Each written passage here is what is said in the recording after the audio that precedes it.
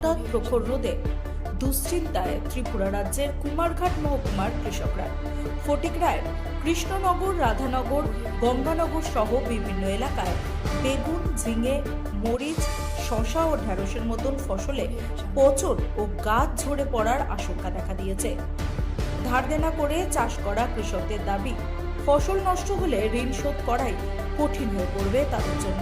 ক্ষতিগ্রস্ত কৃষকরা সরকারের কাছে আর্থিক সহায়তার আবেদন জানিয়েছেন। কৃষকদের আশঙ্কা, ফসলের ক্ষতির প্রভাব পড়তে পারে বাজারের শাকসবজির দামেও। মানে বাছবার করছে এবার তো কাজ করা বটে, খালি বৃষ্টি বৃষ্টি সব ফসল নষ্ট হয়ে যায়। গিয়ে বর্ষা গাছ জ্বর হয়ে যায়, এখন বৃষ্টি হাইটে হাইটে খিদে গাছ নষ্ট হয়ে যায়, মশা গাছ নষ্ট হয়ে যায়, জেঙ্গা গাছ, ভেন্ডি, উস্তা সব ফসল আমরা করছি।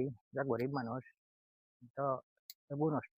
ঘন বৃষ্টি দিচ্ছে, রোদ্দুরের আজকে তো রোদ্দুর দেয়, গরম রোদ, গাছ জ্বর খাইব সব পড়াও তো আমরা তো কষ্ট করিয়া দোকান থেকে সার বীজ পাকিয়ে আনি করে বেশি টাকা দিই। এবার যে কাজ করছি এটা পয়সা মিলত না মনে হয়, যে খরচ হয়েছে। কোনটা আমরা সকালে যদি সাহায্য করে আপনার সুবিধা হইল না, সাহায্য তো করে না, কোথেকে হয় কতক্ষণ তো পাই না আমরা। 20,000 টাকা খরচ হয়েছে, এখন 20,000 টাকা উঠাইলে পারে না আর ব্যবসা করতাম, খাইতাম যে আমরা। ব্যুরো রিপোর্ট, রাতের নিউজ নেটওয়ার্ক।